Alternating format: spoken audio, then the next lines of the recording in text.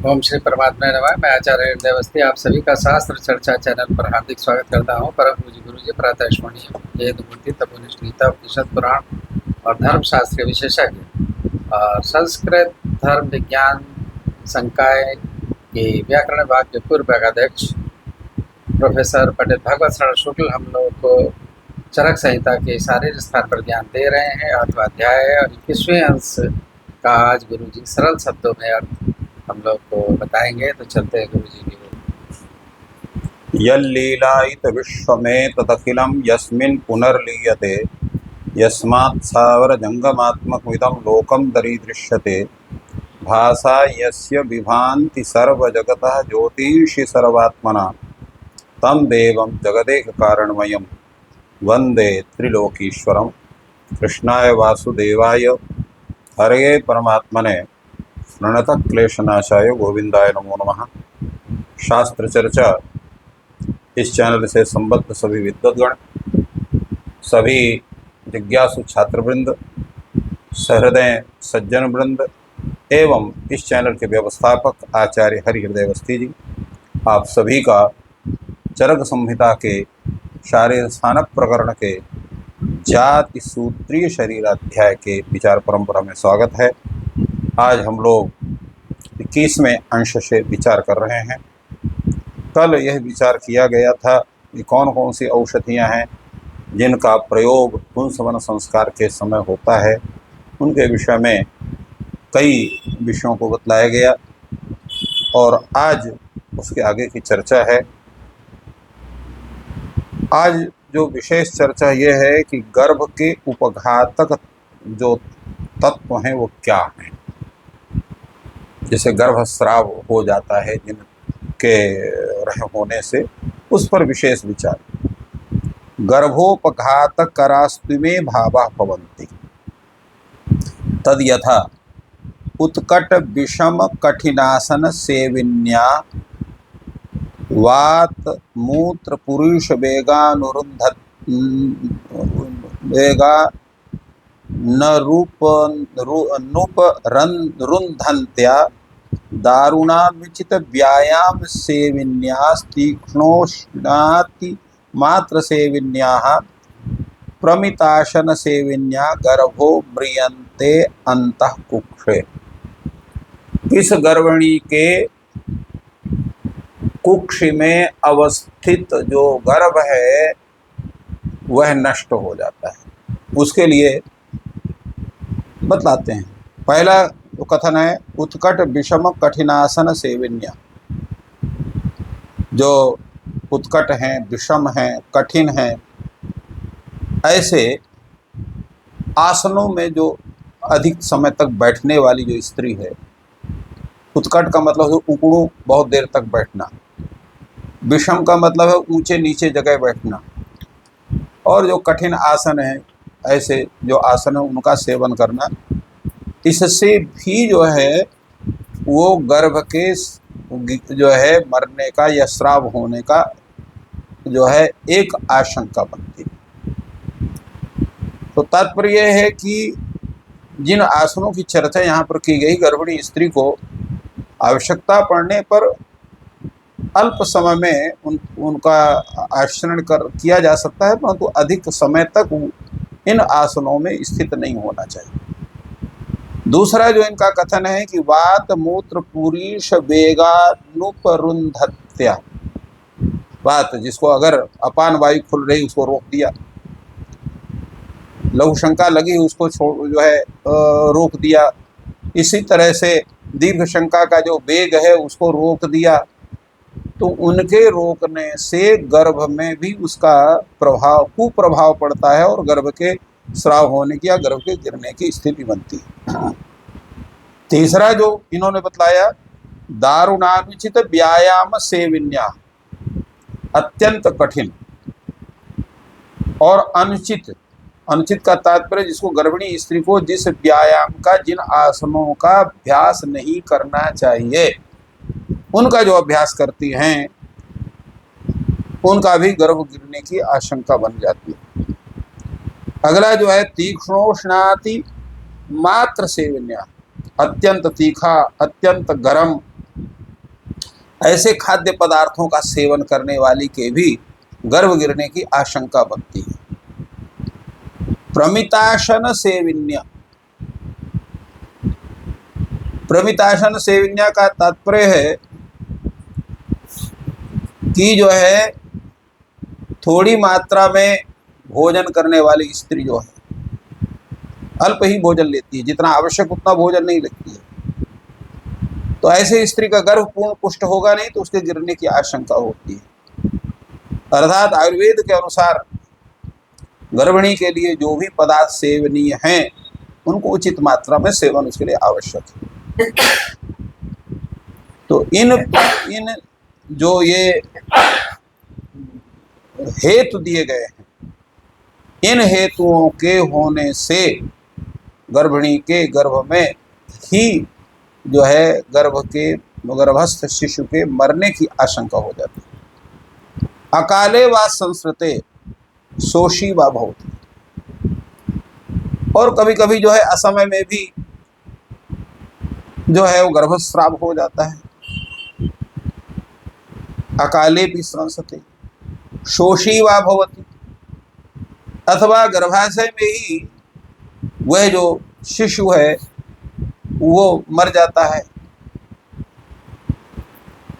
तथा विघात प्रपीडनैः, या जो है उदर में गर्भस्थ शिशु है, कोई किसी विशेष प्रकार की चोट लग गई या दब गया, तो ऐसे अवस्था में भी गर्भस्राव की स्थिति बनती है। और शुभ्रकूप प्रपात देश कालावलोकनैर्वा भीक्षणम मातु प्रत्यत काले गर्भ, और बहुत बड़ा गड्ढा है, कुआं है, उसमें गिर गई अगर माँ, या कोई ऐसा है क्षेत्र है कि जो भीषण है, तो ऐसे जो है आत्मघात के स्थल है उनको वहाँ उसको ले जाना, इसलिए वर्जित किया गया है कि जो गर्भिणी स्त्री है उसको कूप है, तड़ाग है या झरने हैं या इस तरह से जो भयावह स्थान है वहाँ उसको जाने के लिए मना किया गया है, वो नहीं जाए, किसी भी रूप में वहाँ जाने के लिए उसको है मना है। अभीक्षणम मातु प्रपत्यकाले गर्भः, अगर इस तरह की स्थिति होती है तो वो शीघ्र वह बार बार माता के जो है गर्भ से वह अकाल में ही, असमय में ही उसका पात हो जाता है। तथाति मात्र संक्षोभि यानैः यानेनो अप्रियाति मात्र श्रवणैर्वा, करना क्या है ऐसी अवस्था में, तो जहाँ पर जो है तथा अतिमात्र संक्षोभी भी यानैः यानेनो, कैसे चलना है, तो उनके लिए भी बताया गया यहाँ पर कि जहाँ पर जो है ऐसे यान हैं जिनकी जो उनसे झटका लगता है शरीर को, और जो है यात्रा करते समय अप्रिय स्थिति बनती है, ऐसे जगह पर उस यान से यात्रा नहीं करना चाहिए, उससे भी दिक्कत होती है। तथा अतिमात्र संक्षोभी, अर्थात जिसे अधिक जो है धक्का लगे चलने में दिक्कत हो, उस यान से भी नहीं चलना चाहिए। अप्रियाति मात्र श्रवणे, अत्यंत अप्रिय कोई समाचार है तो उसके सुनने से ही गर्भस्राव की स्थिति बनती है। प्रततोत्तान शायिन्याः पुनः गर्भस्य नाभ्याश्रया नाडी कंठम अनुवेष्टयति। एक और जो बात कही गई है कि जो है तो प्रततोत्तान शायिन्या, ऐसी स्त्री जो है जो उत्तान चित्त होकर के सोने वाली है, उसका जो गर्भ है, वो गर्भवती का जो गर्भ है, उसके कंठ में नाभि के आश्रय में रहने वाली जो नाड़ी है उसके कंठ को बांध लेती है इसमें, तो इसलिए ऐसी अवस्था में उस बच्चे का जो है सामान्य प्रसव नहीं हो पाता है। दूसरी बात यहाँ पर उन्होंने कहा कि तो पुनः प्रततोत्तान शायिन्याः पुनः गर्भस्य नाभाश्रयादि कंठम अनुवेष्टयति, विवृत शायनी नक्तंचारिणी। विवृत शायनी का तात्पर्य क्या है कि जो स्त्री खुले आसमान पर में सोने वाली है उसके लिए भी दिक्कत हो जाती है। और नक्तंचारिणी जो रात्रि में अधिक समय तक चलती है या जागती रहती है। अपस्मारिणम जिसको मिर्गी की स्थिति है, मिर्गी उसको आती है, पागलपन उसको रहता है, उन्मत्तता रहती है। पुनः कलि कलहशीला और अत्यधिक लड़ाई झगड़ा करती हो, ऐसी स्त्री की भी दिक्कत हो जाती है। दूसरे क्या है, व्यवायशीला। जो व्यवायशीला है अर्थात जो है तो व्यवायशीला दुर्वपुष मन लेगम स्त्रैणम पा।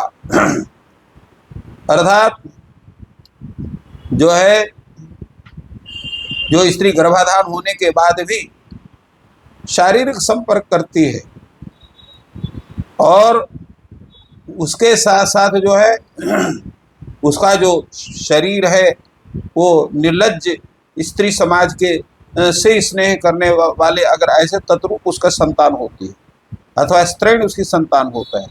शोक नित्या भीतम अपचितम अल्पायुषम वा। और जो नित्य शोकाकुल रहती है उसकी जो संतान है वो भी डरपोक और अल्पायु वाली होती है। इस प्रकार अभिव्यात्री परोपतापिनम ईर्षु स्त्रैणम वा। और ऐसी जो स्त्री है जो गर्भावस्था में हर समय सोती रहती है या दूसरे को जो है से क्रोध करके उनको जो है उससे ईर्षा द्वेष करती है, तो उसकी भी संतान जो है वो दूसरे को जो है कष्ट देने वाली उत्पन्न होती है। स्तेना त्वायास बहुल मतिद्रोहिणम कर्मशीलम वा। और जो सबसे जो है असूया करने वाली, कपट व्यवहार करने वाली है, तो उसकी संतान भी तद्रूप में होती है। अमर्षिणी चंड मौपधिकम असूयम वा। और अमर्षणी किसी को क्षमा करने वाली जो नहीं स्त्री है उसका भी जो है जो संतान है वो उसी तरह से स्वप्न नित्या तंद्रालुम अबुधम अल्पमतिम जो जनयति। और जिसका जो है जो अत्यंत हमेशा नित्य सोती रहती है, आलस में रहती है, उसका पुत्र भी जो है वो आलसी और मूर्ख पैदा होता है। मद्य नित्या पिपासालुम अल्पस्मृतिम अनवस्थित चित्तम वा। और जो मद्यपान आदि करती है उसका जो पुत्र है या संतान है वो भी जो है पिपासालु होती है और अल्प स्मृति वाली होती है, अनवस्थित चित्त वाली होती है। गोधा मांस प्राय शार्करिणम मस्मरिणम शनैर्मेहिणम वा। और जो गोधा मांस का सेवन करने वाली है वो ऐसी जो स्त्री है उसकी भी संतान जो है वह जो है अश्मरी अर्थात पथरी इत्यादि रोग से पीड़ित होती है, मेह रोग से पीड़ित होती है। और शुगर का मांस खाने वाली जो स्त्री है उसका जो है वह जो है वो गर्भावस्था में स्त्री से करती है, वह लाल आँखों वाली हिंसाशील एवं अत्यंत खुदरे बालों वाली संतान उसको उत्पन्न होती है। और इसी तरह से जो है मत्स्य मांस का सेवन कर चिर निवेशम स्तब्धाक्षम वा। बहुत देर तक देखने वाली और स्तब्ध आँखों वाली होती है। मधुर नित्या प्रमेणम मूकम अति स्थूलम वा। और मधुर का नित्य सेवन करने वाली जो है वो प्रमेह रोग से युक्त मूक और अति स्थूल व्यक्ति को संतान को जन्म देती है। अम्ल नित्या रक्त पित्तीनम त्वगक्षि रोगिणम वा। और जो आम्ल पदार्थों का अधिक सेवन करती हैं हमेशा वो रक्त पित्त और त्वग रोग अक्ष रोग से युक्त संतान को उत्पन्न करती है। लवण नित्या शीघ्र वली पलितम खालित्य रोगिणम वा। और जो नमकीन पदार्थों का अधिक सेवन करती है उसके जो है जो संतान हो तो उसके बाल जो है शीघ्र जो है वो श्वेत वर्ण के हो जाते हैं और वो खलवाट हो जाता है। इस प्रकार रोगी होता है। कटुक नित्य, कटुक पदार्थ का जो नित्य सेवन करने वाली है उसकी जो संतान है वो दुर्बल, अल्प वीर्य वाली और निसंतान हो रहने वाली ऐसी प्राप्त होते। तिक्त नित्या घोषणम अबलम अनुपचितम। और जो तिक्त पदार्थ का सेवन करने वाली स्त्री है गर्भावस्था में, उसकी जो संतान है वह भी जो है शोषण, अबल, अनुपचित रूप में होती है। कषाय का सेवन करने वाली श्यावमाना हीन मुदा वर्तिनम वाह। और इसी तरह से कषाय का जो सेवन करने वाली स्त्री है, जो कषाय रस का सेवन करती है, वो गर्भिणी जो है श्याम वर्ण वाली, अनाह अर्थात और रोग से युक्त, उदावर्त रोग से युक्त संतान को पैदा करती है। और इसके साथ साथ ये कहते हैं यहाँ पर जो है कि यद यच्च यस्य यस्य व्याधिर निदान उत्तम, जो जिस व्याधि का निदान कहा गया है, तत्तदा सेवमाना, ऐसे पदार्थों का सेवन करने वाली जो गर्भिणी स्त्री है, तत्त निमित्त जो विकार है उन विकारों से युक्त जो है संतान को जन्म देती है। पितृजास्तु शुक्र दोषा, पिता के दोष में जो है शुक्र में दोष, शुक्र संबंधी दोष पिता के वो उत्पन्न होते हैं। मातृजयी अपचार व्याख्याता, और माता के द्वारा जो अपचार, जो उसके साथ उसका सेवन आदि विषयों का जो सेवन करे तो विषयक जो है तो वो रोग आदि उत्पन्न होते हैं। इस प्रकार गर्भ के उपघात करने वाले जो पदार्थ हैं उनका कहा गया है।